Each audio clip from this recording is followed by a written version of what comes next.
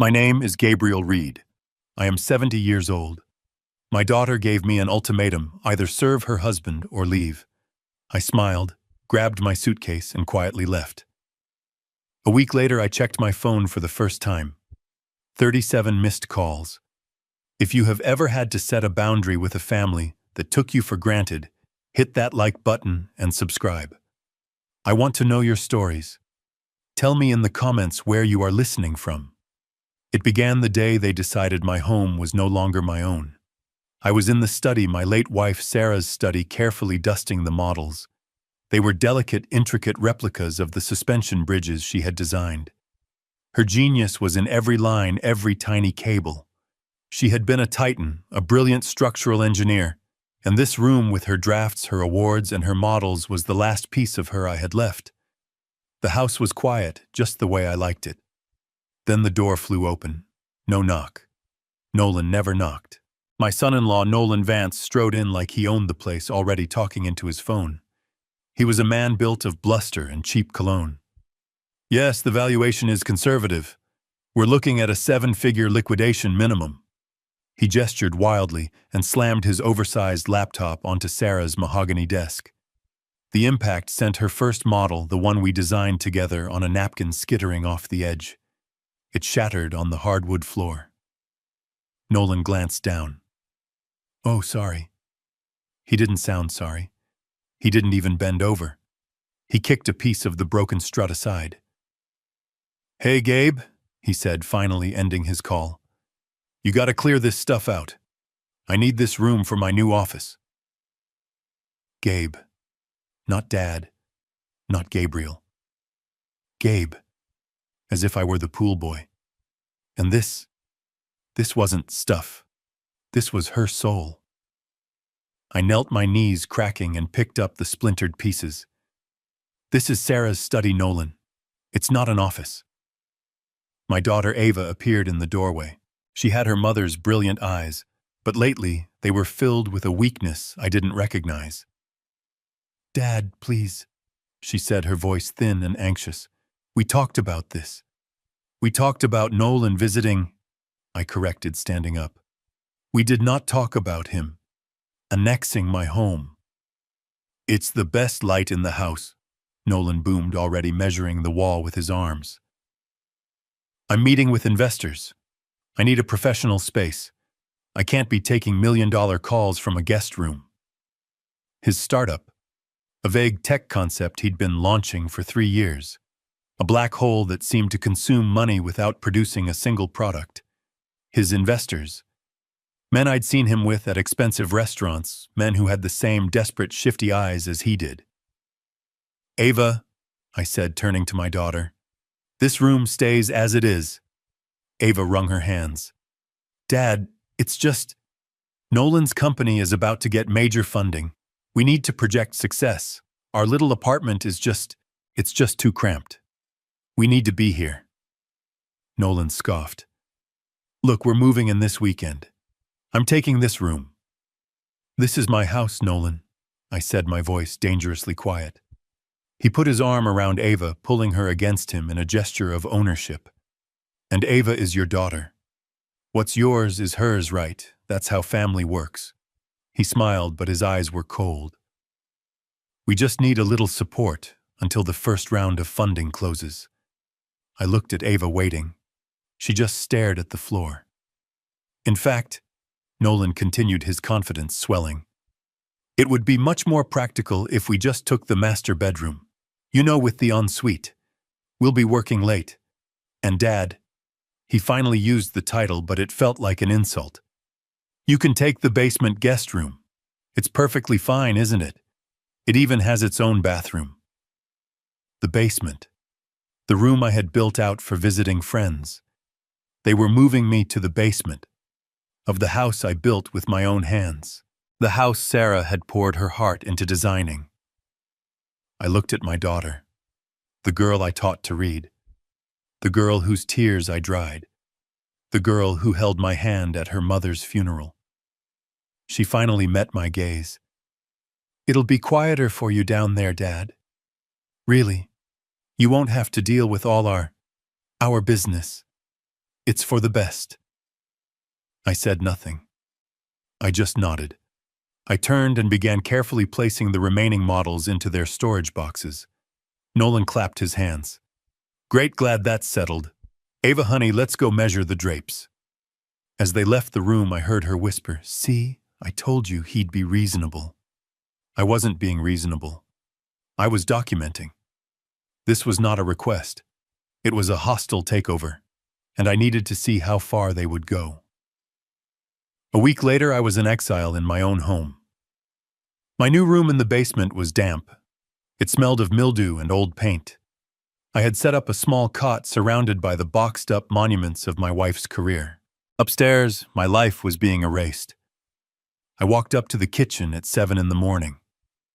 My kitchen, the one with the Italian tile Sarah and I had picked out. It was a war zone. Empty coffee cups, pizza boxes, and wine bottles littered the counters. Nolan was at the breakfast bar in his boxers, his back to me, typing furiously on his laptop. Coffee? He grunted, not looking up. Black. I am a 70-year-old man. I am a retired civil engineer. I have managed billion-dollar infrastructure projects. I have advised governors. And I found myself pouring coffee for a failed con artist in his underwear. I placed the mug down quietly. Nolan took a sip, made a face, and spun around. This tastes burnt. Make another pot. Before I could answer, he stood up, grabbed a crumpled dress shirt from the back of a chair and threw it at me. It hit me in the chest. And iron this, I've got a Zoom call with Zurich at 9. I looked at the shirt. A $300 shirt. I knew because I had seen the charge on the household credit card statement. A card I paid. The rage was a cold, slow river rising inside me. But I also felt a deep, chilling curiosity. I needed to see the full extent of the rot. I needed to know what my daughter had truly become. Okay, I said, my voice neutral. Ava rushed in, frantic, her hair a mess. Dad, oh thank God, you're up. Nolan just invited the Swiss investors over tonight. The Swiss investors. The ones Nolan claimed were about to wire him $8 million. I need you to work your magic, Dad, she pleaded, her hands fluttering. The full spread.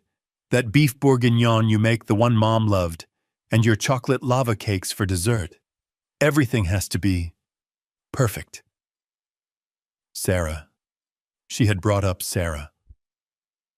My wife always said my beef bourguignon was the only thing that could make her forget a bad day at the office. It was our private, sacred meal, and now Ava was asking me to serve it to these vultures. And will I be joining you? I asked, though I already knew the answer. Ava's face contorted with embarrassment. Oh, Dad, no. You don't understand. These are Swiss investors. They're particular.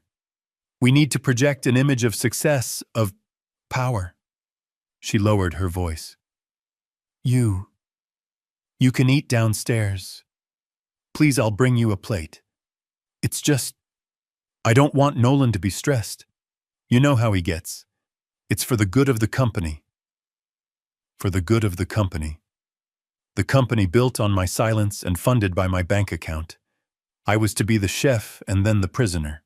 I nodded slowly. I understand. Her relief was so immediate it was sickening. Oh, thank you, Dad. You're a lifesaver. I needed groceries. I went to the garage to get my car, my Lexus. The car I'd kept meticulously maintained for 12 years. It was gone. Nolan's flashy leased sports car was there, but my car was missing. I walked back inside. Nolan was still at the counter. Nolan, where is my car? Oh, I borrowed it, he said, not looking up. Mine's low on gas, and I needed to pick up some things in the city. Don't wait up. He didn't ask. He announced. He didn't borrow. He took. I walked to the liquor cabinet by the fireplace. The cabinet where I kept the 25-year-old Macallan. The bottle Sarah and I had bought on our anniversary, the one we promised to open on our 50th. It was half empty. A dirty glass with Nolan's fingerprints sat right next to it. He wasn't just disrespectful. He was a parasite. He was consuming my home, my resources, and my wife's memory. And Ava was the willing host, letting the parasite feed. Fine, I said to the empty room. Let's see this through to the end. I spent the next 8 hours cooking. I wasn't just making food. I was preparing a last supper. I poured every ounce of my skill into that meal. The beef was perfect. The sauce was rich. The lava cakes were timed to the second. At 7 p.m., the house smelled like a Michelin-starred restaurant. I set the table with Sarah's wedding china, the silver she had inherited from her grandmother. I lit the candles. Then as I heard the first car pull up, I retreated to the basement. I closed the door and I sat on my cot in the damp silence. I listened. The sound of laughter, not genuine but forced and loud. The clinking of glasses, and Nolan's voice booming with false confidence, weaving a tapestry of lies. I waited an hour. My heart medication was in my old bathroom. The master bathroom. I had a right to get my medication. I crept up the stairs. The basement door opened into a small hallway near the dining room. They were all seated, their backs to me. Nolan was at the head of the table holding court. "This house, yes," I heard one of the investors, a man with a thick German accent, say. "It is magnificent, a true piece of American history." I froze in the shadow of the hallway. "Thank you, Ulrich," Nolan replied, his voice smooth as oil. "Yes, one of our family's assets. My father-in-law. Well, he's 70. Nolan let out a small, sad sigh. "He's not quite all there, if you catch my meaning." A sympathetic murmur went around the table. "We've had to step in," Nolan continued. "Ava and I. We're managing his affairs. It's a heavy burden, as you can imagine, but family is family." I felt the blood drain from my face. "In fact," Nolan said, leaning in conspiratorially, "we're preparing to liquidate this property. It's a beautiful house, but it's just sitting here not performing. We need to move the assets into something with a better return on investment, like my startup, for example." Liquidate. My home. Sarah's home. He was using my wife's memory as collateral for his con. I must have made a sound. Or maybe my rage was so palpable it had a physical presence. Ava, on her way to the kitchen with a tray, saw me. "Dad?" she hissed, her eyes wide with panic. "What are you doing? I told you to stay downstairs." The party went silent. Every guest turned to look at the old man in the simple sweater standing in the shadows. Nolan's face turned a deep, blotchy purple. He threw his napkin on the table and stormed out of the dining room. "What the hell?" he seethed, grabbing my arm in a vice grip. "Do you think you're doing—" He dragged me, a 70-year-old man, into the kitchen like a disobedient child. The investors stared, their forks frozen mid-air. "You just embarrassed me." Nolan slammed the kitchen door shut, but the glass pane did nothing to muffle his voice. "You humiliated me in front of my investors." Ava ran in after us, closing the main door. "Nolan, stop it. He just wanted his medicine." "I don't care," Nolan roared, shoving me against the counter. The impact sent a jolt of pain up my spine. "I am done with this. I am done with him." He turned his face inches from mine. I could smell the Macallan on his breath. My Macallan. "Listen to me, old man," he spat. "You are a problem. You are in the way." He poked me hard in the chest. "Here is the new deal. You have two options. One, you stay here. You are the help. You drive me, you cook my meals, you iron my shirts, and you shut your mouth. You do exactly as I say when I say it." I stared at him. I saw the pure, unfiltered greed. I saw the boy who had nothing, now convinced he was a king. "Two," he continued. "You take your suitcase and you get out. Vanish. Disappear. I don't care where you go. But you get out of my house, you get out of my way." He smiled, a cruel twist of his lips. "I'll give you 24 hours to decide. Ava, get him out of my sight." I didn't look at Nolan. I looked at my daughter. I held her gaze. Ava, this was it. This was the moment. The final line. Ava looked at the floor. She looked at Nolan. She looked at me. And she started to cry. Dad! And she whispered, her voice breaking.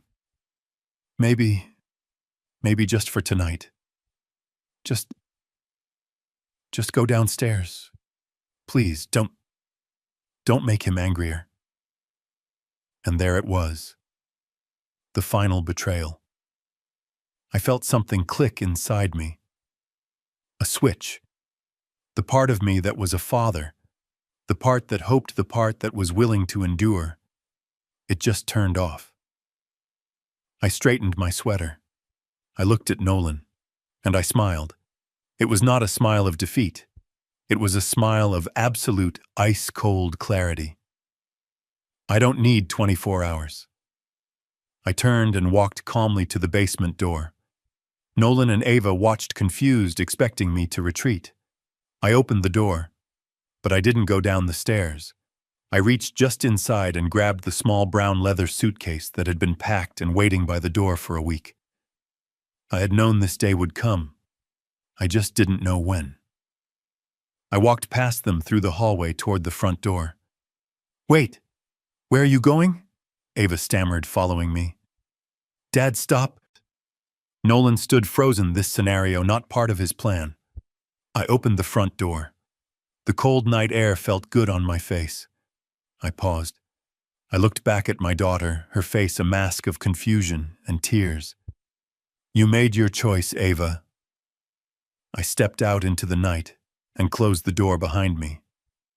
I left them standing in the silent, stunned house with a table full of investors, a dinner they didn't cook, and a future that had just irrevocably ended. The taxi pulled away from the curb. I watched my daughter's face, a mask of confusion and horror, shrink in the rearview mirror until it was just another light in the darkness. I did not look back. I sat straight, my hands resting on the small, worn leather suitcase in my lap. The driver glanced at me in the mirror. His eyes were full of the casual pity reserved for the discarded. He saw an old man in a simple coat, a single bag kicked out of his home on a cold night. He saw exactly what Ava and Nolan saw. He saw what I had allowed them to see for 10 years. Where to, Pops? He asked, his voice kind. The bus station, a motel on the highway. I cleared my throat. The Four Seasons, downtown. The driver almost swerved into the next lane. What, sir? That's the most expensive hotel in the city. Are you sure? I am quite sure, I said. He shrugged, clearly convinced I was senile, that I would be turned away the moment I stepped through the door. He was in for a surprise. We pulled up under the gleaming, heated portico. A young doorman in a crisp, dark uniform rushed to open my door, his smile bright and professional. Then his eyes flickered. He took in my simple wool coat, my practical worn shoes, my single scuffed suitcase. The smile faltered, becoming a mask of polite tolerance. May I help you, sir?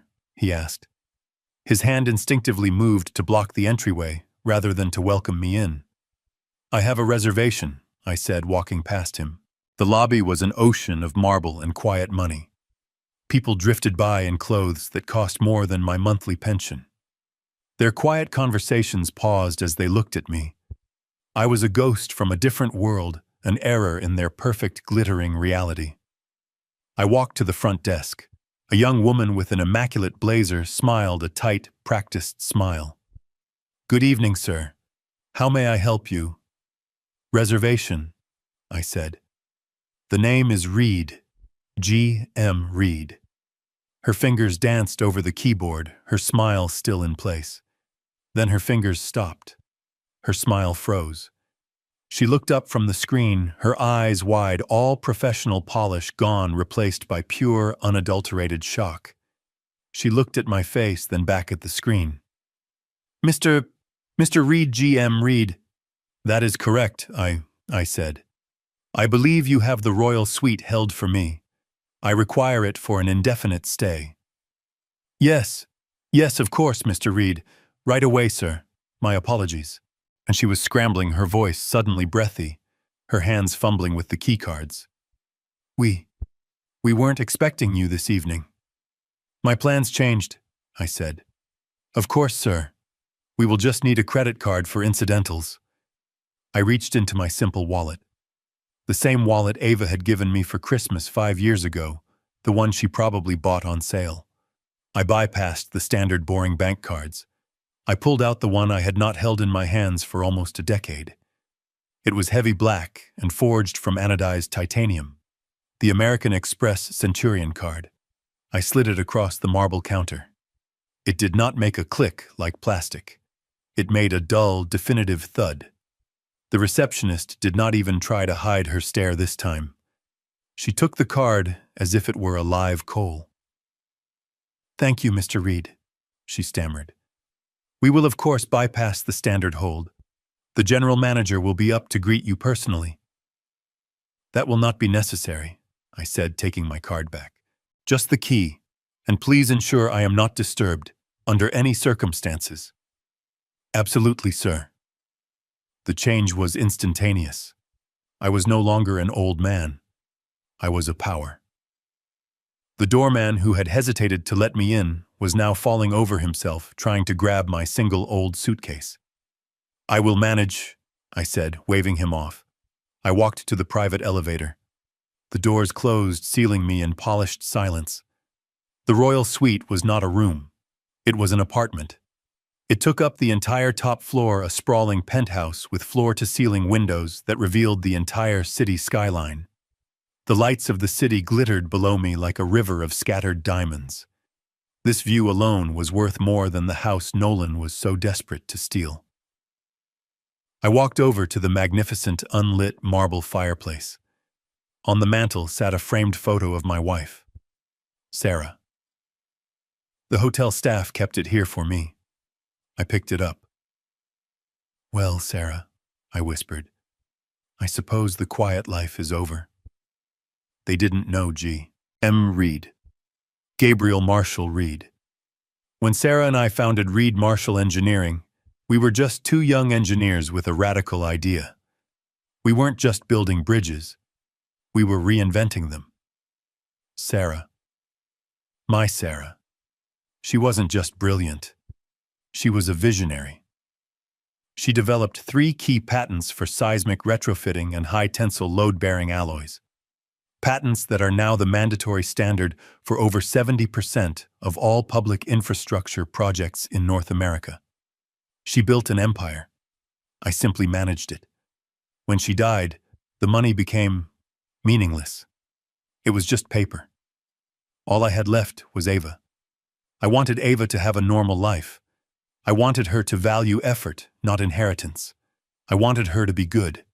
I didn't want her to become the kind of person the kind of person Nolan was. So I hid. I retired. I became Gabe, the simple retired widower living on a fixed pension. I put the entire fortune, all the patents, all the royalties into the Reed Marshall Trust, a quiet fund that generated. I glanced at my watch. About $14 million a year. I lived modestly. I let the trust grow untouched. It was all for Ava. It was always for Ava. But I had made one critical, devastating mistake. I had raised her to be kind, but I had not raised her to be strong. I had not prepared her for the Nolans of the world, and in my desire to protect her from the burden of wealth, I had made her vulnerable to the lure of it. Nolan thought I was a doddering old fool. He thought he was a wolf circling a sheep. He never realized he was a coyote trying to steal from a sleeping grizzly. I sat down at the massive oak desk, a desk fit for a king. I took out my simple old flip phone. I did not dial 911. I did not call a friend. I dialed the number for my private legal counsel. "Carla Diaz speaking?" "Carla," I said. "It's Gabriel Reed." There was a sharp intake of breath. "Gabriel, my God. It's been, 3 years? I thought you were meditating on a mountaintop in Peru." "Hello, Carla. I've been occupied. I'm at the Four Seasons. I need you to execute contingency plan Sarah, effective immediately. The line went utterly silent for 3 seconds. Carla Diaz was my wife's lawyer, my lawyer and the executor of the trust. She knew exactly what contingency Sarah meant. It was the scorched earth protocol. Are you certain, Gabriel? Her voice was now ice. That plan is absolute. It's irreversible. They put me in the basement, Carla. Another beat of silence. I see, she said. I'll begin immediately. What are the first steps you want activated? I looked out the window at the glittering, indifferent city. I was no longer Gabe, the confused old man.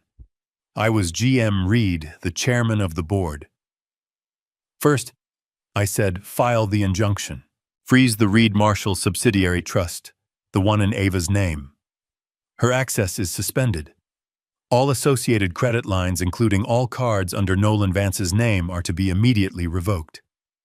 Understood, she replied, the sound of typing already audible.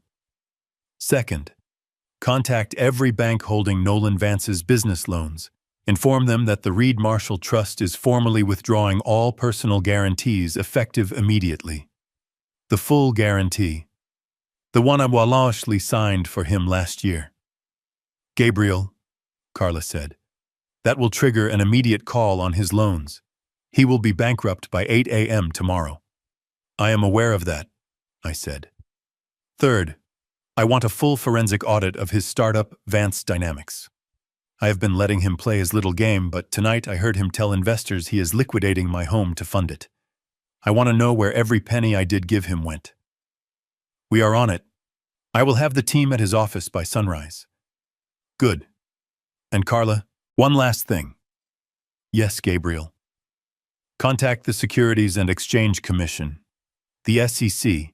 My name and the Reed Marshall name have been used to fraudulently solicit investments for a company I know to be insolvent. I believe the term is securities fraud.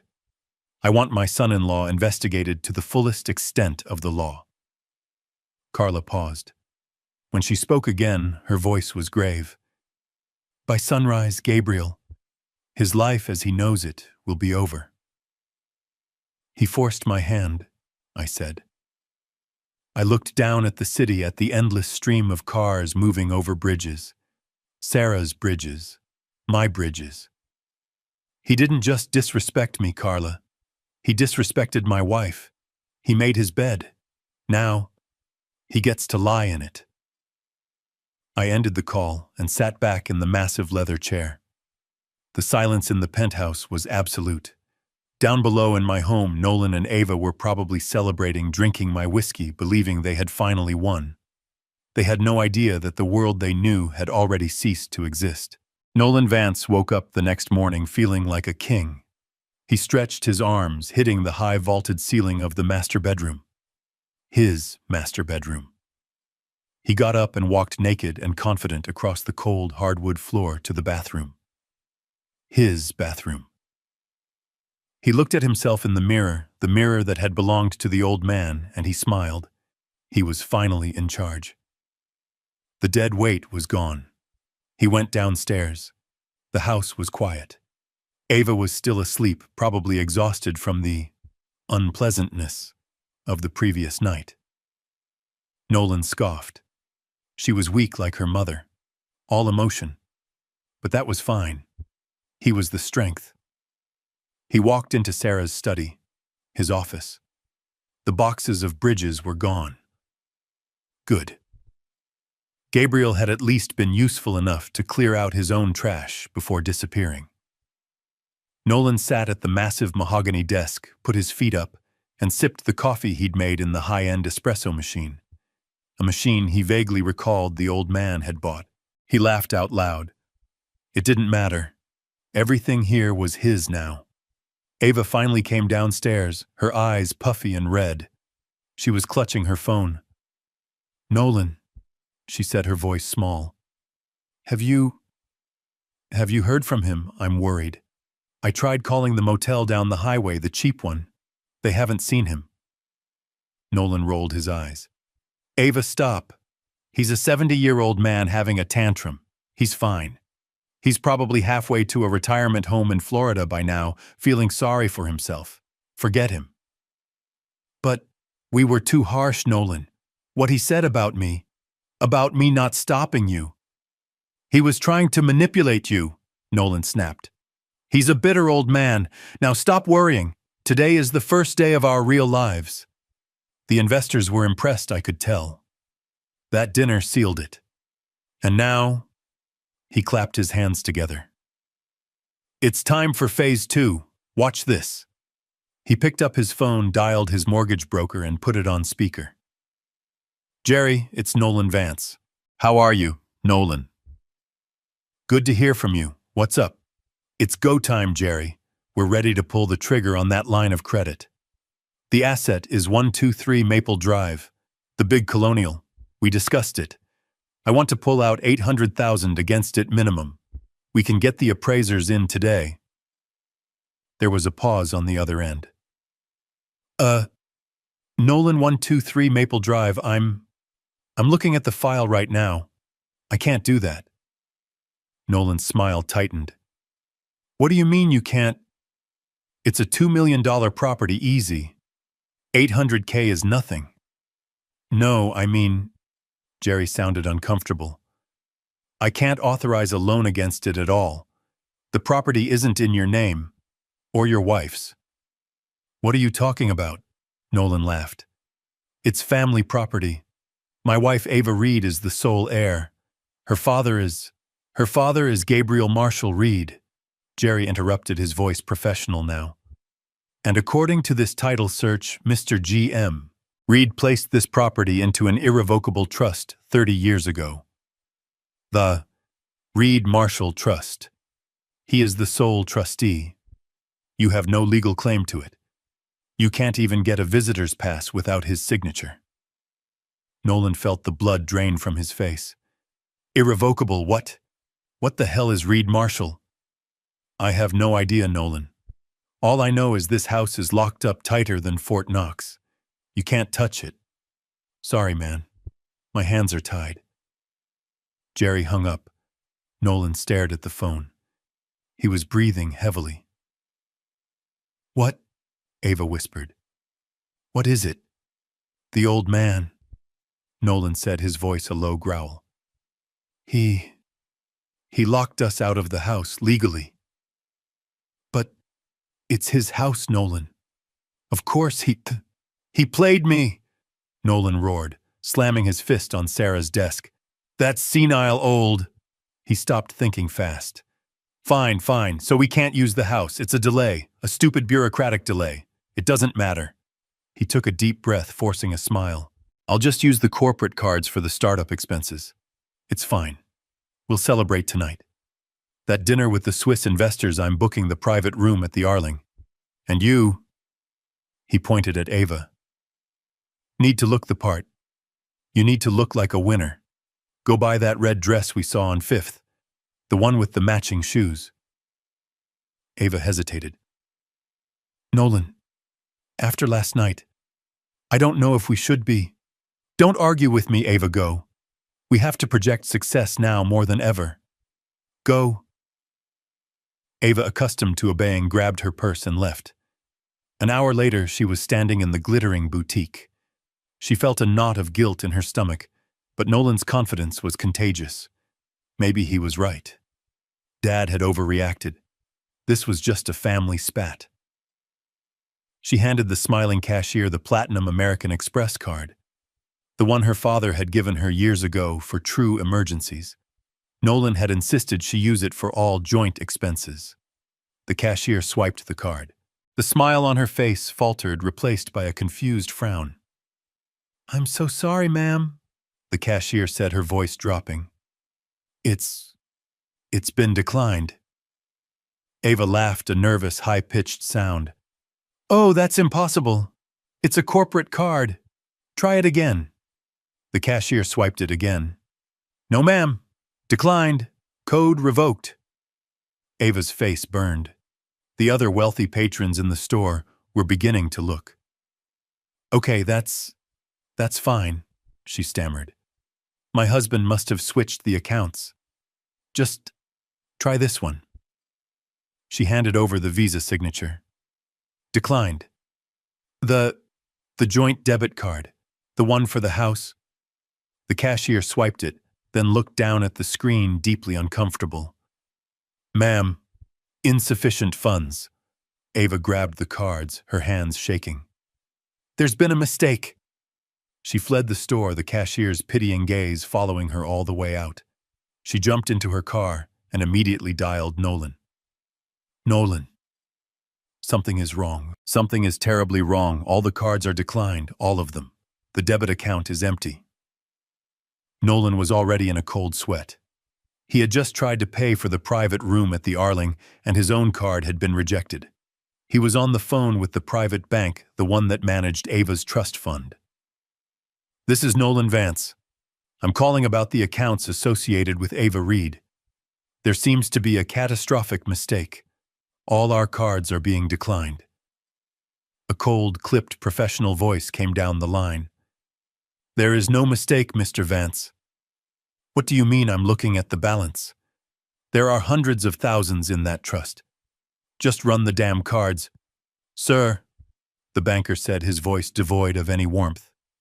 All credit lines associated with the Reed Marshall Trust were revoked this morning at 8 a.m. sharp, per the guarantor's explicit request.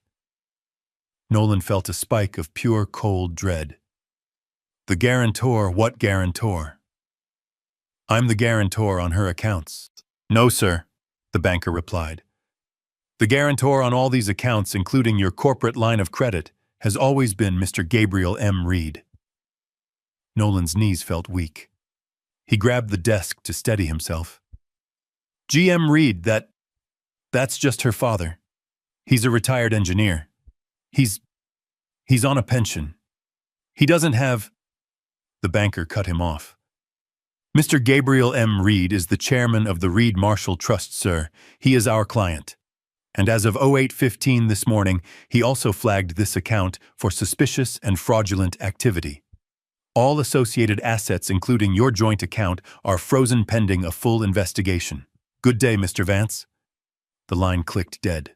Nolan dropped the phone. It clattered onto the hardwood floor. Fraudulent, he whispered. He stumbled back, his mind racing, trying to connect the dots. The old man, the simple clothes, the cheap car, the name, G.M. Reed, Reed Marshall. He ran to the boxes he had piled in the hallway, the ones from Sarah's study. He ripped one open. An engineering award. He ripped open another. A plaque. He read the inscription. To Gabriel M. Reed, Chairman for a lifetime of innovation in structural engineering, the Reed Marshall Foundation. Chairman. Oh my God, Nolan whispered. It wasn't a pension. It was an empire. An empire he had just declared war on. Ava ran into the room, her face pale with panic. Nolan, what is it? What did the bank say? He did this, well, Nolan whispered, staring at the plaque in his hands. The old man. He did this. How did he do this? What do you mean, how? Ava was starting to cry. What is Reed Marshall? What is going on, Nolan? Before Nolan could even begin to form a lie, a loud, aggressive pounding echoed through the house. It wasn't a knock. It was a demand. Ava screamed. Nolan jumped. He crept to the front door and looked through the peephole. His heart stopped. Two men in dark, severe suits stood on his porch, and behind them on the walkway were two uniformed police officers. Nolan backed away from the door as if he'd been burned. Ava, he whispered, his voice trembling. Don't make a sound. Don't open the door. One of the officers stepped forward, his voice muffled but clear and terrifyingly loud. Mr. Nolan Vance, this is the Boise Police Department. We have a search warrant for this residence in relation to an investigation for securities fraud.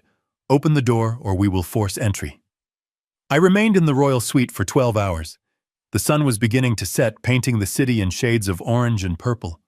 The view from the 50th floor was quiet, almost peaceful, but I knew that far below the storm I had unleashed was just beginning to make landfall.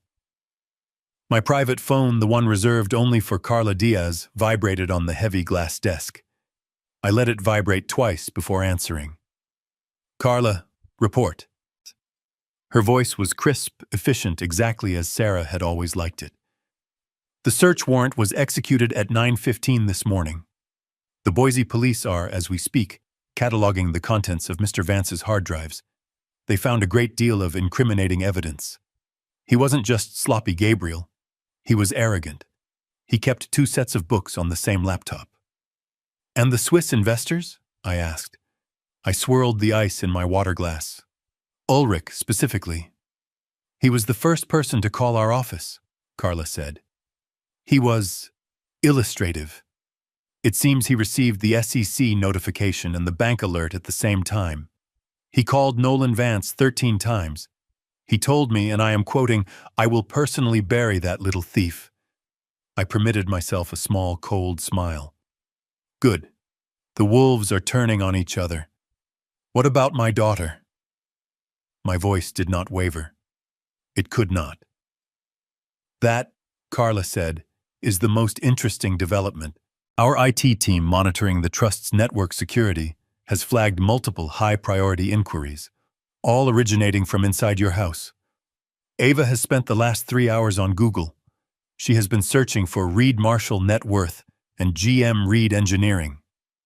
"And what did she find?" I asked. "She found the public filings, the patent libraries, the philanthropic reports. She found you, Gabriel. I imagine it must be quite a shock to discover that your simple father is one of the wealthiest engineers in the country." I closed my eyes for a moment. I pictured Ava's face, the confusion, the denial, the slow, creeping horror as she realized the man she'd married had picked a fight he could not possibly win. This was necessary. It was the only way she would ever see the truth. "Carla," I said, a new thought solidifying. "There is one more thing. My wife Sarah left a small personal trust fund directly for Ava. It is separate from the main Reed Marshall fund. I am the executor. I want you to look into it.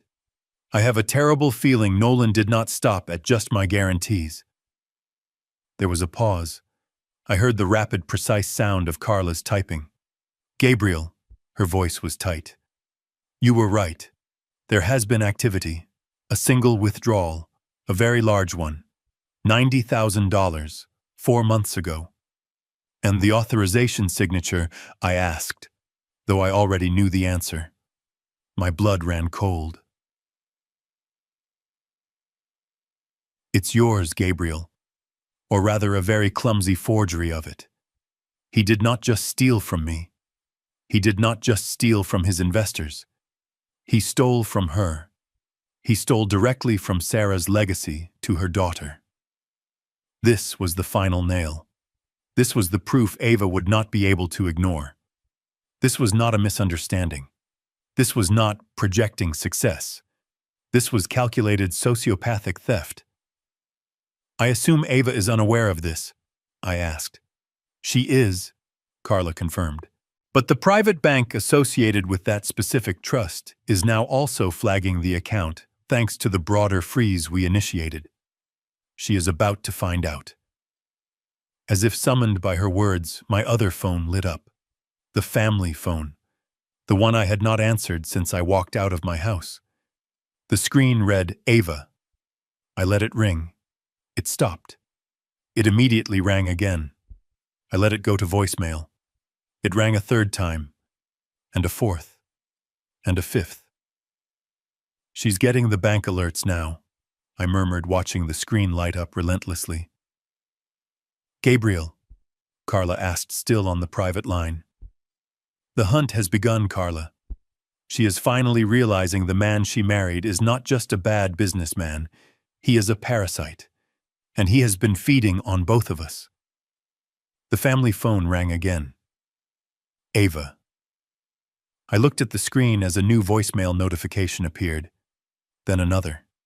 Then a string of text messages began to pour in. "Dad, What's going on? Dad, the police were here. They took Nolan's computers. Dad, please pick up. The bank is calling me. They're talking about fraud. I don't understand. Dad, please. I looked at her desperate messages. I felt a pang of something. Pity, no. It was the dull, unavoidable ache of a surgeon setting a broken bone. This pain was necessary for the healing. This was the only way to save her. She is panicking, I said to Carla. She is terrified. What are your instructions, Gabriel? Do you want me to contact her, to explain? No, I said. I silenced the family phone and set it face down on the desk. Not yet. She needs to sit in the rubble for a little while. She needs to understand exactly what he did. When she is desperate enough, when she has no one else to turn to, when she is finally ready to listen, then we will call her. I hung up the private line. The suite was silent again, save for the muffled, incessant vibration of the family phone on the desk. Down below, the police cars were pulling away from my house, carrying Nolan's digital life, his lies, his entire fabricated world. And inside that house, my daughter was finally terrifyingly alone with the truth. I let 2 full days pass. I did not leave the suite. I had meals brought in. I slept in a bed larger than my entire basement room. And I watched.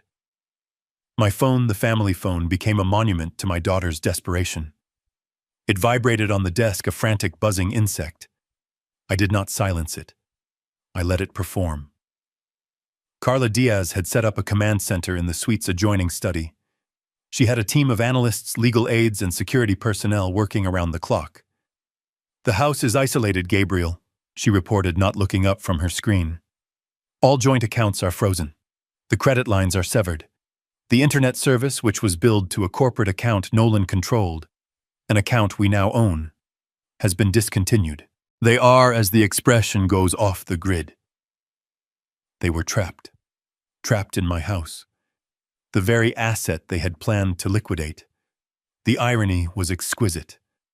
Nolan, I was told, did not take it well. On the first morning, he had apparently tried to order a limousine only to be told his card was invalid. He had tried to call his investors only to find his calls routed directly to their lawyers. And on the second morning, the Boise Gazette landed on the front lawn. My security team, parked in an unmarked van down the street, sent me a photograph of the front page. It was beautiful.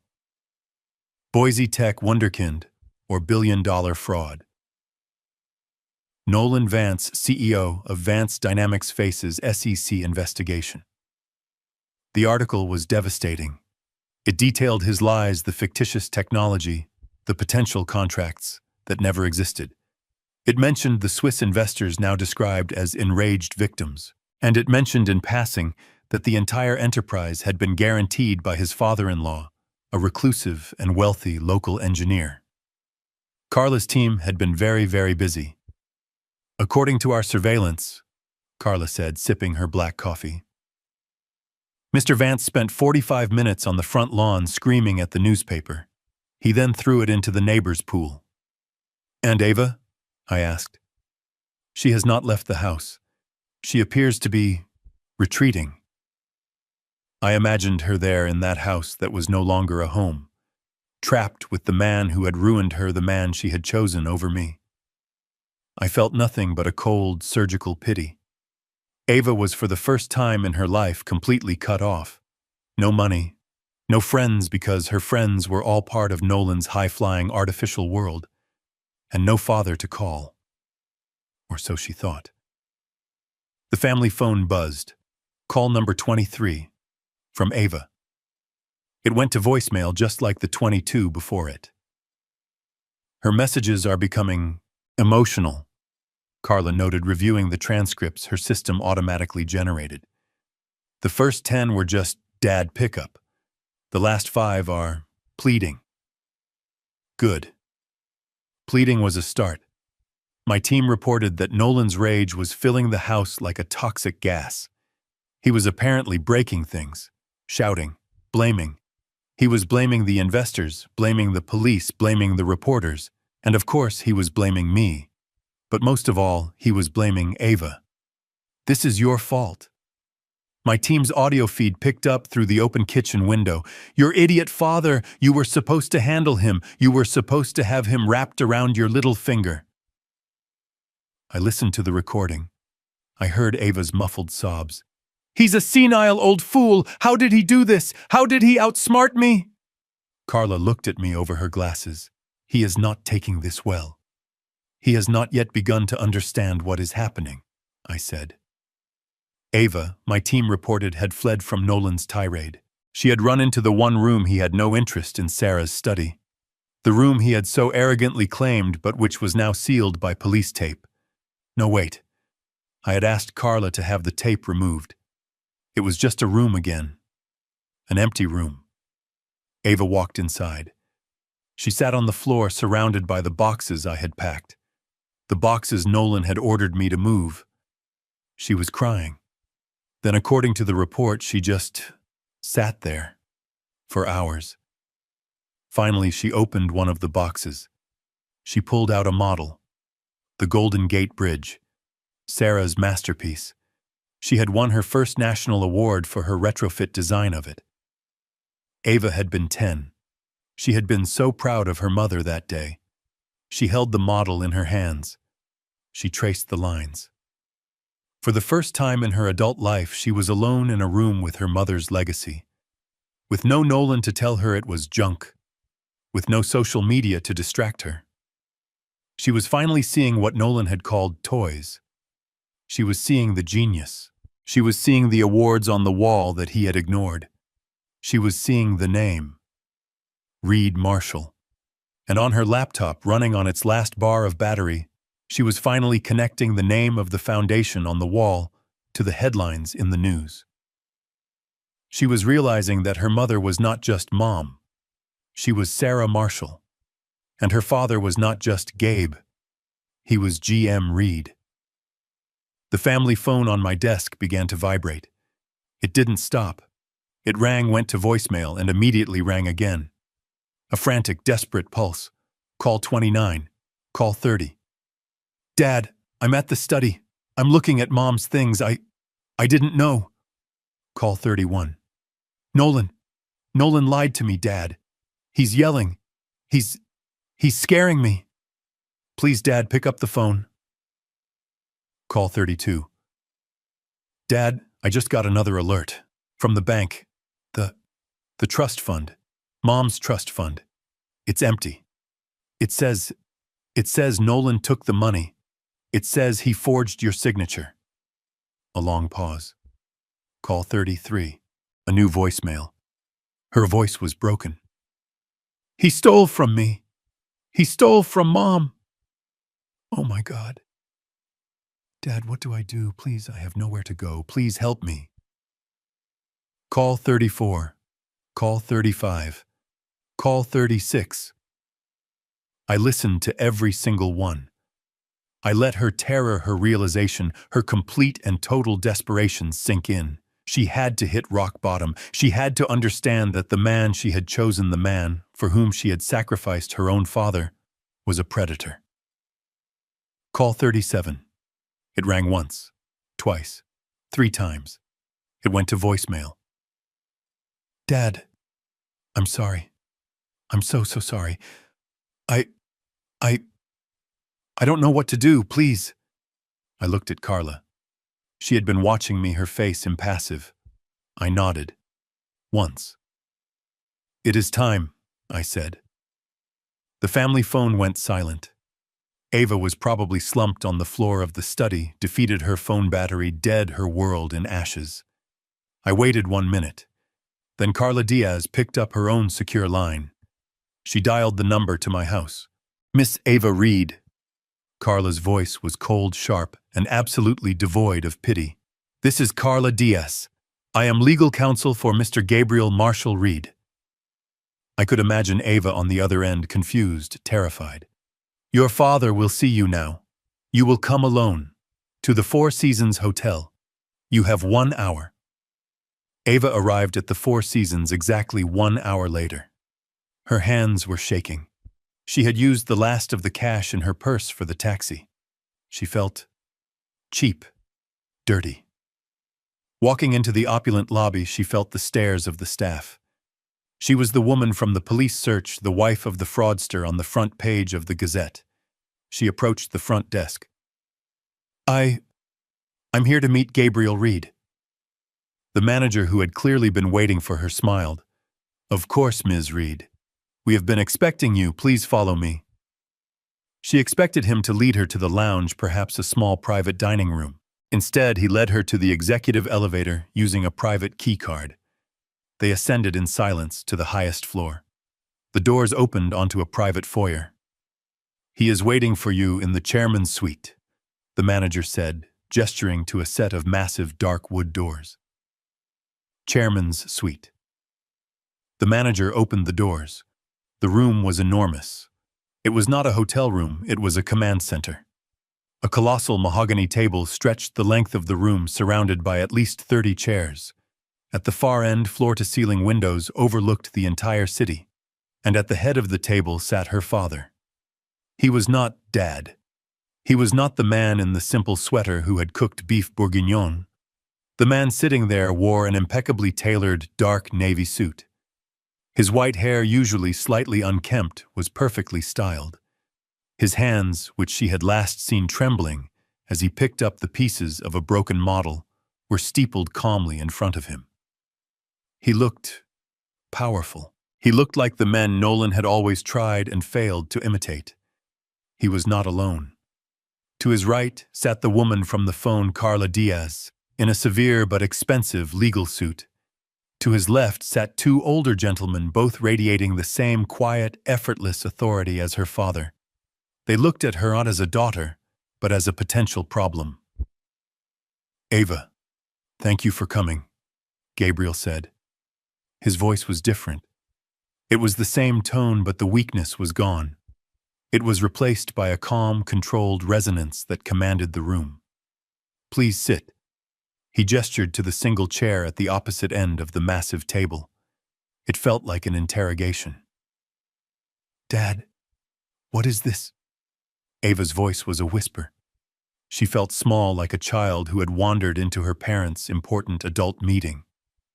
Who are these people? What is this? This room, her father replied, is a meeting of the Board of Trustees for the Reed Marshall Foundation. I am Gabriel Marshall Reed, the chairman. These are my colleagues, Mr. Chen and Dr. Aris. And this, he gestured to Carla, is our chief counsel, Ms. Diaz. Ava gripped the arms of the chair. Reed Marshall, the name from her Google search, the name on the plaques in the study. I don't understand, she stammered. You're an engineer. You're retired. I am a retired engineer, Gabriel said. But the foundation your mother and I built, is not. It is very, very active. He looked at Carla. Ms. Diaz, if you would be so kind as to bring my daughter up to speed. It seems there has been a significant lapse in her financial education. Carla Diaz opened a leather-bound folder. Her voice was as sharp and cold as a scalpel. Miss Reed, 30 years ago, your mother, Dr. Sarah Marshall, and your father, Gabriel Reed, founded the Reed Marshall Trust. This entity was designed to manage the intellectual property, the patents, related to their engineering work. Ava shook her head. Patents? What, like, for the little models? Mr. Chen, one of the old men, actually laughed. It was not a kind sound. Ms. Reed, your mother's little models were prototypes. Her work on high-tensile alloys and seismic dampening technology revolutionized modern bridge construction. 70% of the bridges you drove over to get here, he gestured to the window, use technology patented by your mother. Ava felt the air leave her lungs. Carla continued. Those patents generate passive royalties. As of the last fiscal year, the Reed Marshall Foundation's annual income not total value, was just over $14 million. $14 million. Ava's world tilted. No, she whispered. No, that's impossible. My dad, he lives in the basement. My choice. Gabriel's voice cut across the table. A choice I made after your mother died. I did not want to raise my daughter in the shadow of that kind of money. I wanted you to be normal. I wanted you to value work. I wanted you to learn to love people for who they were, not what they had. He paused, his eyes filled with a profound, cold sadness. It appears I failed. 14 million. Ava was stuck on the number. Then, the house, the accounts, everything, is owned, managed, and controlled exclusively by the trust, Carla finished. A trust of which your father is the sole and absolute chairman. Ava looked at her father, the man she had allowed her husband to order into the basement. The man she had let Nolan call a senile old fool. The man who apparently could buy and sell their entire world with pocket change. Now, Carla Diaz said, sliding a new set of documents down the polished table. Let us discuss your husband, Mr. Nolan Vance. Ava flinched. Your father was exceptionally generous to Mr. Vance. Believing he was supporting his daughter's happiness, he personally guaranteed all of Mr. Vance's business loans. A catastrophic error in judgment, but a legal one. Carla tapped a red-flagged document. Mr. Vance, however, was not satisfied. 4 months ago, he applied for a $200,000 business loan using your personal trust fund as collateral. The small one your mother left you. I co-signed, Ava whispered. He said it was just a formality. He lied, Carla said. You did not have the authority to sign. Only the executor, your father, did. So Mr. Vance simply forged his signature. Ava's stomach turned to ice. Forged? He attempted to copy your father's signature from an old Christmas card. It is a pathetic, almost comical forgery, and it is a federal crime. Carla pushed another document forward. Which brings us to the investors. The gentlemen you hosted for dinner. They were not investing in a real company. Our audit confirms Vance Dynamics has no viable technology. It is a shell. Nolan Vance was simply using their investment to pay off other older debts. A classic Ponzi scheme. No, Ava pleaded. He was just stressed. He made mistakes. He didn't make mistakes, Ava. Gabriel's voice was heavy with finality. He made choices. He chose to lie to you. He chose to steal from your mother's legacy. He chose to defraud his partners. And he chose... Gabriel's eyes hardened, to try and liquidate my home and have me declared mentally incompetent. All so he could continue his fantasy a little longer. Ava finally broke. A sob tore from her throat. I didn't know, she cried. I didn't know, I thought. You thought what, Ava? Gabriel asked. That I was weak, that I was poor, that I was disposable. You stood there in my kitchen and you let that parasite give me an ultimatum in my own home. You let him throw me out. You chose him. I was scared, she wept. And now you should be, Gabriel replied. He looked at Carla. Carla Diaz slid one last document across the table. It landed in front of Ava. This, Carla said, is a petition for divorce. Ava stared at the paper. Ava Reed Vance versus Nolan Vance. Your father has retained the best matrimonial lawyer in the state on your behalf. Her services are already paid for. Ava looked up at her father, her face a mask of tears and disbelief. You're forcing me to divorce him. No, Gabriel said, standing up for the first time. He walked to the window, his back to her, and looked out over his city. I am forcing you to choose. You can sign that paper, walk away from him, and begin to rebuild your life. Or you can walk out that door, stay with him, and go down with his sinking ship. He turned, his face etched in stone. The choice, Ava, is yours. But this time, choose wisely. Ava's sobs were harsh in the quiet, cavernous room. I didn't know. She wept, the words muffled by her hands. I didn't know any of it. The forgery. The SEC. I thought his business was real. He just needed a little help. I looked at her, my daughter, a 40-year-old woman crying like a child. The love I felt for her was a deep, painful ache, but it was now overlaid with the cold, hard clarity of a surgeon. Pity was a luxury we could no longer afford.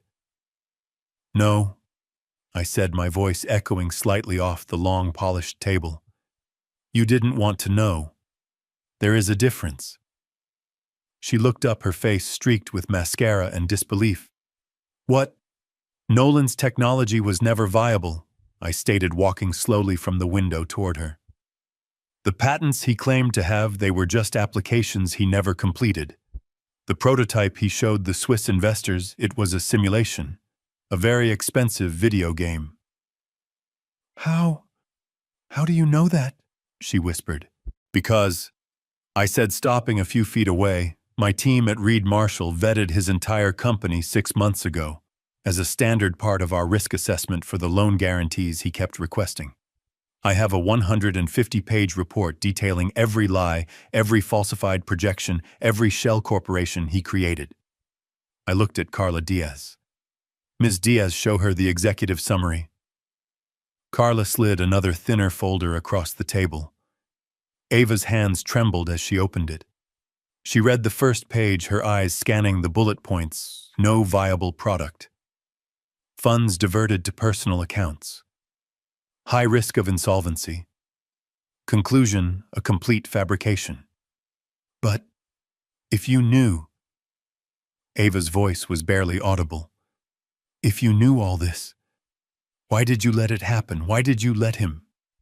Let me do this? This was the question, the heart of the matter. Because you wouldn't have believed me, I said, my voice heavy with the weight of the last 2 years. I tried, Ava. Do you remember a year ago I took you to lunch? I told you I had concerns about Nolan's business model. I told you he seemed to be spending money he didn't have. Ava looked down, remembering. And what did you say to me? I prompted. She winced. I said you were being negative, that you were jealous of his ambition, that you just didn't understand technology, and you should stick to your old bridges. I am the man who designed the load-bearing systems for those old bridges, I said, my voice sharp. And I understood his technology perfectly. It was a lie. But you chose the lie over me. You chose the fantasy over the truth. Because it was shiny. Because he promised you the world. I leaned my hands on the table. I realized then, Ava, that I could not tell you the truth. You had to see it. I could not save you from him. You had to save yourself. So you set this all up? She asked, her eyes wide with a new dawning horror. No, I did not set it up.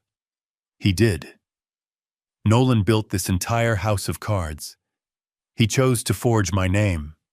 He chose to lie to his investors. He chose to threaten a senile old man in his own kitchen. I paused, letting the words sink in. I simply let it happen. I stopped protecting him.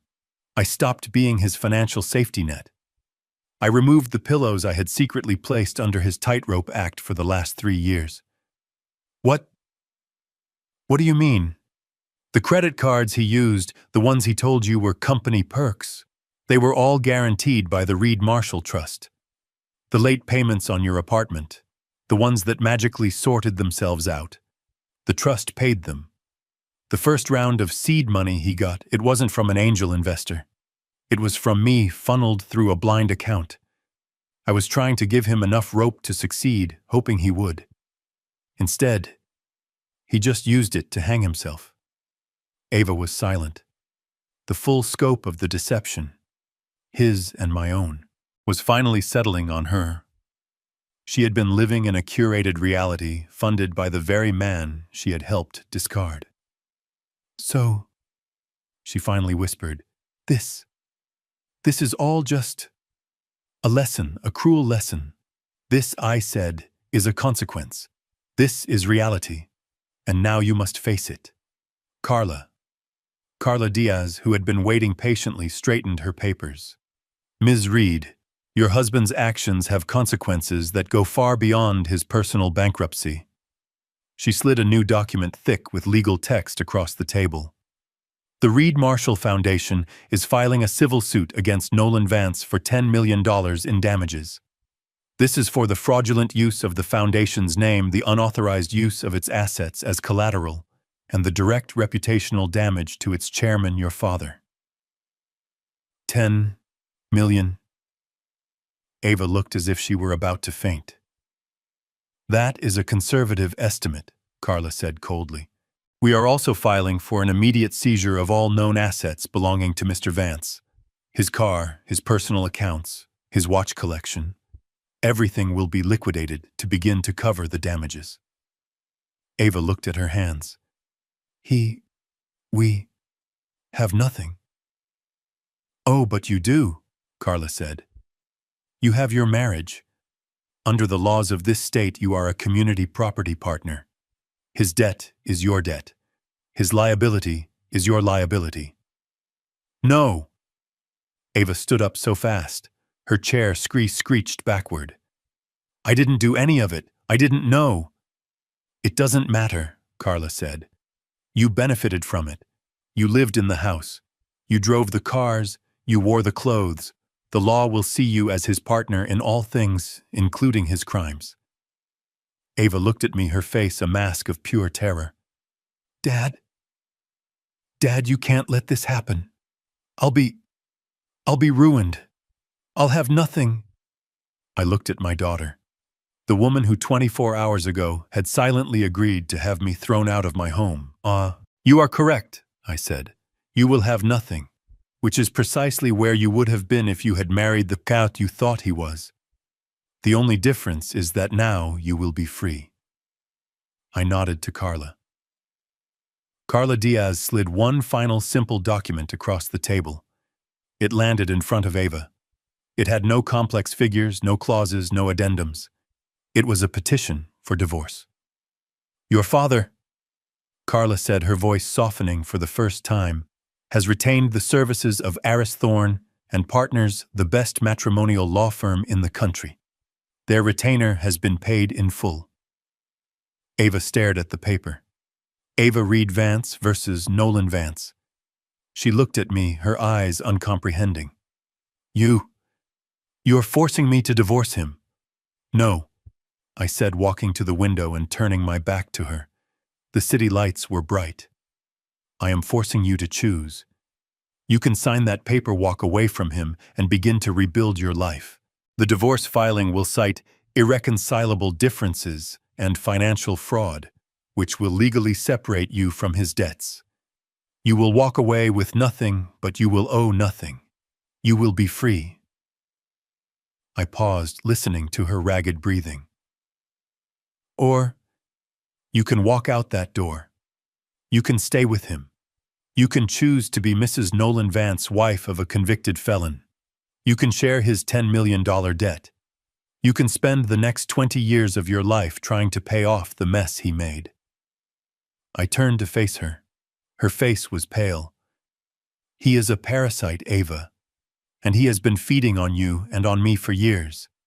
I am giving you the knife to cut him off. Whether you use it is up to you. But I love him, she whispered. No, I said, my voice final. You love the idea of him. You love the fantasy he sold you. The man you love does not exist. The man who does exist forged my name and stole from your mother. The choice is yours, Ava. But this time, choose wisely. Ava walked out of the Four Seasons, the divorce papers clutched in her hand like a shield. She looked hollowed out, the entire foundation of her life. A life I had financed, and he had built on lies, had been vaporized in 30 minutes. She took a taxi back to my house. The house I owned. The house where the man who had destroyed her was waiting. I did not let her go alone. Carla, I had said, he will be volatile. He is a cornered animal. Send the team. They are already in place, Gummo, Carla replied. They have been monitoring the house since yesterday. We have full audio and video. You will see everything. I sat back down in the chairman's suite. The team set up a monitor. I was about to watch my daughter walk back into the lion's den. But this time the lion was in a cage. He just didn't know it yet. When Ava arrived, the front door was wide open. She walked in. The living room, my living room, was gone. It looked as if a hurricane had torn through it. The sofa cushions were slashed, stuffing pulled out. Sarah's antique vases, the ones she had collected from her travels, were shattered against the wall. And Nolan was on his hands and knees, prying up the hardwood floorboards near the fireplace. Where is it? He was muttering, his voice a low, animalistic growl. The cash, the bonds. Where does an old senile man hide his money? Ava just stood in the doorway, watching the man she had married, the man she had chosen over me, digging his own grave. Nolan, she said.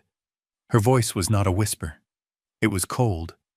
He spun around, his eyes wild. He didn't see his wife. He saw an accomplice who had betrayed him.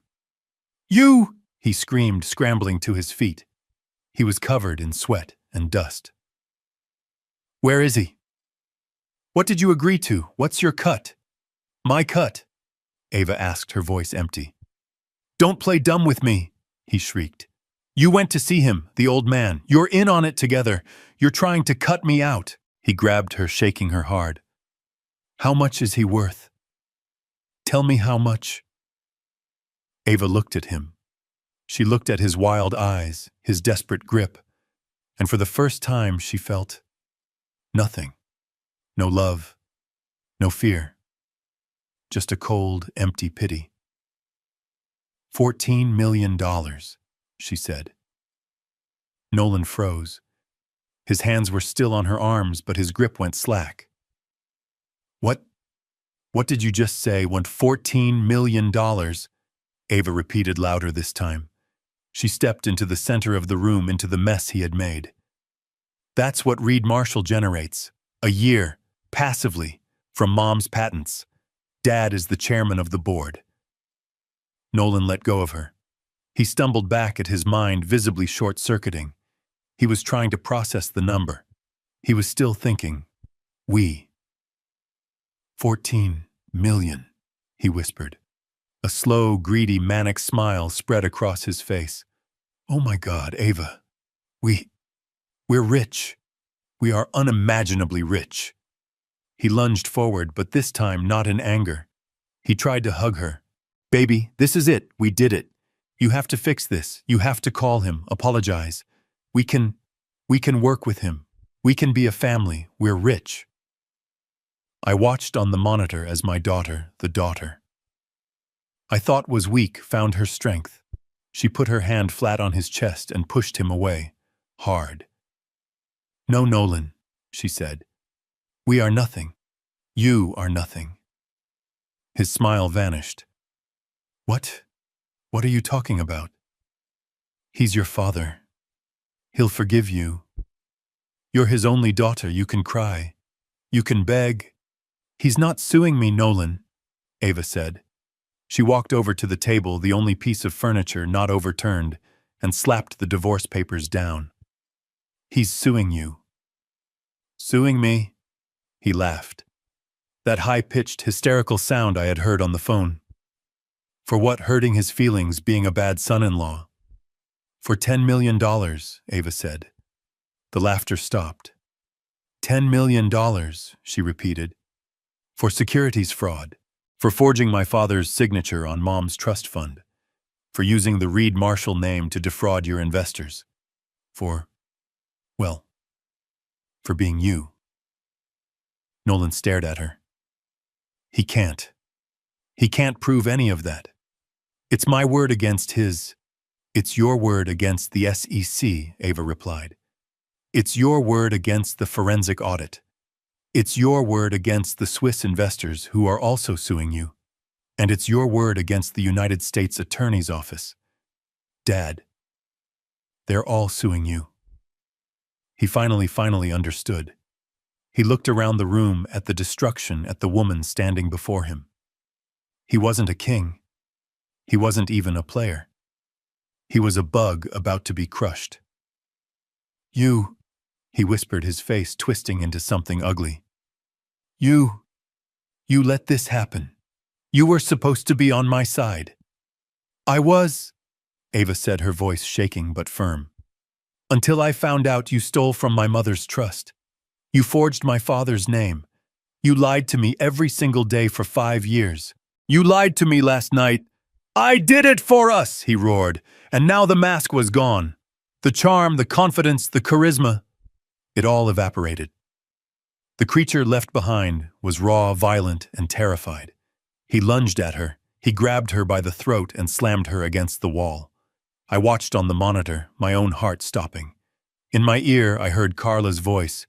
Team is moving. Go! You worthless stupid! Nolan screamed, his face inches from hers. You let him do this to me. You were always weak, just like he said. Ava clawed at his hands, her feet dangling. You call him now. Nolan squeezed his voice, a guttural roar. You tell him to stop. You tell him you won't testify. Tell him you forged the signature. Tell him it was all your idea. Do you hear me, Ava? You are taking the fall for this, not me. No, she choked out. What did you say? He tightened his grip, lifting her slightly off the floor. No. She raised her knee hard, driving it into his groin with all her strength. Nolan howled a strangled, inhuman sound and stumbled back, collapsing over a chair, clutching himself. Ava didn't hesitate. She didn't cry. She didn't scream. She grabbed her phone from her pocket as he writhed on the floor. She ran for the front door, bursting out onto the lawn, gasping for the cold, clean air. Nolan scrambled to his feet, howling in rage. Get back here! You're not leaving me! You're my wife! You're not going anywhere! He barreled out the front door just as she reached the sidewalk. He grabbed her by the hair and yanked her backward, pulling her to the ground. Give me that phone! Get your hands off her! The voice was not mine. It was deep, calm, and absolute. Nolan froze. 2 men in dark, severe suits were standing on the lawn. They had gotten out of the black sedan that had been parked across the street. They were my security team, the men who had been with me at the hotel. Nolan looked from the men to Ava to the house. The trap was complete. He was surrounded. You set me up, he breathed, finally letting go of Ava's hair. I watched on the monitor as my daughter scrambled to her feet and ran behind the 2 men. Nolan looked up directly at the front window. He knew I was watching. He knew I had seen everything. This isn't over, old man, he screamed at the house. You hear me? This isn't over. No, Mr. Vance, the head of security said, his hand moving inside his jacket. It is. At that exact moment, the flashing blue and red lights of a Boise police car turned the corner, its siren wailing. The police that Carla had called the moment she saw him lay his hands on my daughter. Nolan's shoulders slumped. He didn't run. There was nowhere left to run. The game was over. Ava remained in the chairman's suite, the divorce papers lying on the table in front of her like a death sentence. She was staring at them, but I knew she wasn't seeing them. She was seeing the last 5 years of her life. A fantasy. A beautiful, expensive lie. I left her there with Carla Diaz. Carla would explain the next steps, the legal protections, the safe houses if needed. My daughter was in good hands. My work was not yet finished. I returned to my house. The taxi pulled up to the curb.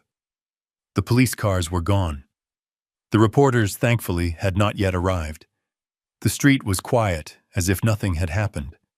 But the front door was still wide open, hanging crooked on one hinge. A gaping wound. I walked up the path. My security team, the 2 men in dark suits, were standing discreetly by the entrance.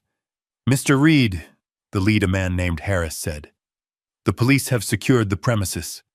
They have officially removed Mr. Vance. Your daughter is safe.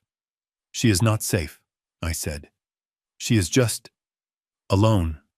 Wait here. I stepped inside. The scene I had watched on the monitor was 1,000 times worse in person. The air was thick with the smell of violence. My living room, Sarah's living room, was in ruins. He had not just searched for money. He had intended to destroy. He had slashed the sofa cushions. He had shattered the antique vases. He had pulled my books from the shelves and torn them apart. And there on the floor, in the middle of it all, was the model of the Golden Gate Bridge, the one Ava had been holding just days before. It was not just broken. It was stomped. It was pulverized. He had destroyed my wife's memory. I stood there not in rage but in a profound, cold calm. This was not the act of a desperate man. This was the act of a true sociopath. A man who, upon realizing he had lost, decided to burn the entire world down with him. He had not just been a parasite. He had been a poison. I heard a car pull up outside. Fast. I heard a door slam. Mom. Dad. It was Ava. She must have left the hotel immediately after me. She ran into the room, her face pale, the divorce papers still clutched in her hand. He did this, she whispered, looking at the destruction. This isn't him. He wouldn't. Stop, I said, my voice sharp. Stop making excuses for him. This is exactly who he is. You just refuse to see it. But, Nolan, he's in trouble, Dad. We have to help him. He called me. From the police station. They said assault. They said fraud. He's scared. I turned to face her. And you, Ava? Are you not scared? He put his hands on your throat. He screamed that he would make you take the fall for his crimes. He was going to destroy you to save himself. He was just angry, she cried. He was upset. He didn't mean it. He meant every word, I said. I walked over to the ruined fireplace. I picked up a single splintered piece of the bridge model. He did this, Ava. He did this because he hates us. He doesn't just hate me. He hates you. He hates you for being your mother's daughter. He hates you for having what he wants. And he hates you because, in the end, you were not enough to save him. No, she sobbed, sinking onto one of the few chairs that wasn't overturned. He loves me. He made mistakes. I knew then that she was still trapped. She was still addicted to the fantasy. The legal papers were not enough. The arrest was not enough. She needed to see the final, undeniable truth. He did not make mistakes, I said. He made choices. The front door, which had been left ajar, swung open. It was Carla Diaz, and she was not alone. Ava, I said, you will want to see this. Carla walked in, followed by the 2 police officers from earlier. And between them, handcuffed in a rumpled suit, his face a mask of fury and disbelief, was Nolan. What is this? Ava screamed, jumping to her feet. Dad, why is he here? We call it a civil standby, one of the officers said, his voice bored. He is permitted under our supervision to retrieve his personal essential belongings. And nothing else. Nolan's eyes darted around the room, finally landing on me. The hatred in them was physical. It was a tangible thing. You, he spat. You have 10 minutes, Mr. Vance. Carla Diaz said, checking her watch. Your toiletries, your clothes, nothing else. The rest of this house and its contents are the property of the Reed Marshall Trust, pending seizure for the $10 million civil suit. 10 million? Nolan laughed, a high, broken sound. You'll never see a dime, old man. I've already moved everything. My investors, my real partners. They're protecting me. This This is just a show.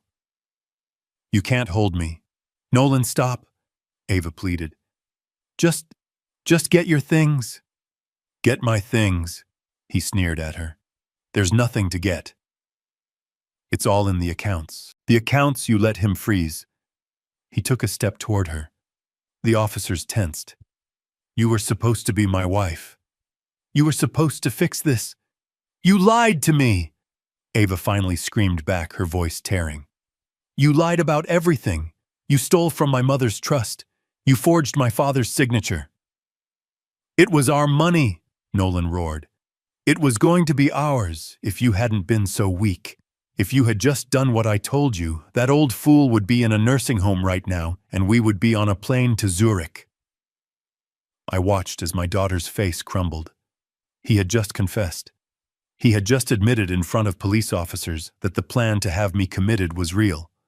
Carla Diaz was holding up her phone, the red recording light glowing brightly. Thank you, Mr. Vance, Carla said, her voice dripping with mock sweetness. That confession will be invaluable in the criminal case. Nolan's face went white. He realized what he had done. He had just confirmed the conspiracy.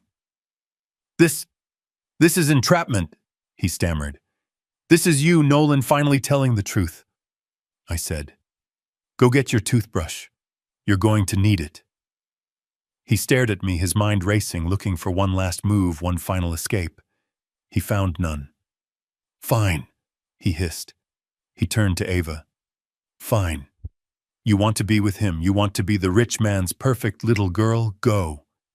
But I'm not going down alone. Officer, he said to the cop. Arrest her. Arrest me, Ava whispered. Yes, her. She was in on it. The whole thing, the fraud, the investors. She knew all about it. She helped me. She was the one who suggested we sell the house. Ava looked as if she had been slapped. What, Nolan? No. Yes, he screamed. She's the one who wanted the money. She was tired of her father, too. She wanted him gone just as much as I did. She's the mastermind. Ask her what she gets when he finally dies. He was a rat in a trap, and he was trying to pull everyone else in with him. Mr. Vance, the officer said, clearly unimpressed. Your wife is currently listed as the primary victim of your fraud, second only to her father. She's lying. She's manipulating you all, just like he is. Nolan pointed a cuffed hand at me. He's the devil. He played us. He played all of us. He was still screaming as they dragged him up the stairs to retrieve his suitcase. Ava sank to the floor, her body shaking with silent, racking sobs. I did not go to her. This was a pain she had to feel, a truth she had to absorb on her own. When Nolan was brought back down, his suitcase in his hand, he stopped one last time. He looked at me, at Ava, at the ruined room. The fight was gone. All that was left was a hollow, empty shell. You ruined me. He whispered the words barely audible. You had all that power, all that money. And you let me. You watched me. You let me do all this just so you could pull the rug out. You could have stopped me at any time. I walked calmly across my lawn. I stopped just a few feet from him. I looked him right in the eye. Yes, I said. I could have. He waited. He was waiting for an explanation, a justification, a sign of remorse. I gave him nothing. You let this happen. He breathed, the final horrible realization dawning on him. You wanted this to happen. I looked at my daughter, who was now staring at me, her tears frozen on her face. I looked back at the man who had tried to destroy my family. You are mistaken, Nolan, I said. My voice was quiet, but it carried in the night air. You ruined yourself. I leaned in just a little. I just turned on the lights. 6 months. That is how long it took to reclaim the house. That is how long it took to erase the physical scars. The police tape is gone. The heavy, acrid smell of Nolan's rage has finally faded. The sofa cushions he slashed have been reupholstered. The antique vases Sarah and I bought in Kyoto, the ones he shattered against the wall, they are gone forever. But the house is quiet again. It is a different kind of quiet. Not the empty peace of my retirement. It is the heavy, sober silence of an armistice. Today I am sitting in Sarah's study. It is no longer Nolan's fantasy office. It is her sanctuary once more. Her books are back on the shelves. Her awards are polished. The models have been meticulously, painstakingly restored. The Golden Gate Bridge, the small, intricate model he stomped into splinters, took a specialist 3 months to piece back together. But it stands on the desk now. It is whole. Ava is sitting across from me in the chair Sarah used to use. She is quiet. She is different. The divorce was finalized 2 months ago. It was fast, uncontested. Nolan never had the resources to fight it. He never had the resources to fight anything. Carla Diaz was relentless. The moment Nolan was in custody, the civil suits began. The Swiss investors, the SEC, and the Reed Marshall Foundation. We came at him from 3 sides. The evidence was absolute. The forged signature on Sarah's trust, the fabricated technology, the Ponzi scheme, the audio recording from my kitchen where he threatened me, and finally, the desperate, insane confession he made in front of 2 police officers as they cuffed him. He had no cards left to play. He pleaded guilty to 3 counts of wire fraud and 1 count of securities fraud. The judge sentenced Nolan Vance to 7 years in a federal white-collar correctional facility. Carla tells me it is a light sentence for the amount of damage he caused. But it is enough. He is gone. His name is a stain, a bad memory. He is no longer part of our world. Ava, my daughter, she lost everything that he had given her. The leased sports car was repossessed. The designer clothes were sold by liquidators. The apartment they shared before they invaded my home. It was all seized to pay the fractions of a cent on the dollar he owed his victims. She walked away with nothing, nothing but her name. The name I gave her, the name Sarah gave her. She is not idle. She is working. Here, with me.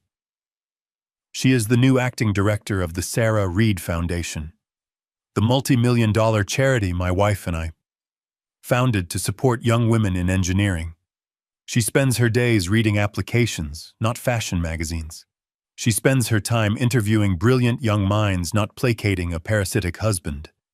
She is using her mother's legacy to build something real. She is quiet today. She is sketching on a pad, looking at the restored model of the Golden Gate. "It's the harmonics," she says, her voice soft. She doesn't look up. I'm reading her journals. I still don't understand how she solved the harmonic resonance problem. I smile. A real smile. The first one in months. She used a tuned mass damper, but she split the frequency. I explain. Everyone else was using a single pendulum. Your mother was the only one who realized the cross breeze from the bay created a secondary oscillation. She was brilliant. Ava puts the pencil down. She looks at me. Her eyes are clear. The weakness I saw, that desperate, childish need to be liked, it is gone. She just looks tired and strong. "Dad," she says. "I'm sorry." I wait. "I am so sorry," she says again, her voice quiet but steady. "I should have protected you. He was in your house. He was hurting you. He was terrorizing you. And I just let him. I chose him." This is the moment. The final piece, the wound that had not yet healed. I stand up and walk over to her. I put my hand on her shoulder. "No, Ava," I say. "I am sorry." She looks up confused. "What, Dad?" "No." "Yes," I insist. "I failed you. I am sorry I didn't prepare you for the world. I was so afraid the money would corrupt you that I hid it. I wrapped you in cotton wool. I let you believe that life was simple, that people were kind. I sigh. The guilt I have carried. I didn't teach you that the world is full of Nolans. I didn't teach you how to fight. I didn't teach you how to see. I look at her, my daughter, my only child. I overprotected you.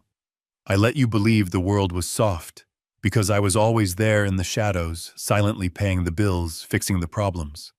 I was your invisible safety net. And because you never learned how to fall, you didn't know how to spot a man who was already halfway to the ground. My silence, my secrecy, it enabled him. It made you vulnerable. I look her in the eye. I am as much at fault for what happened as he is. Ava stands up. She looks at me, really looks at me. She sees the old man, the father, but she also sees GM Reed, the chairman. And she finally understands that they are the same person. She steps forward and she hugs me. It is not the hug of a child seeking comfort. It is the hug of an equal. So we both failed, she whispers into my shoulder. Yes, I say, my voice thick. We both did. So, she says, pulling back, wiping her eyes. We learn. We get better. I nod. We get better.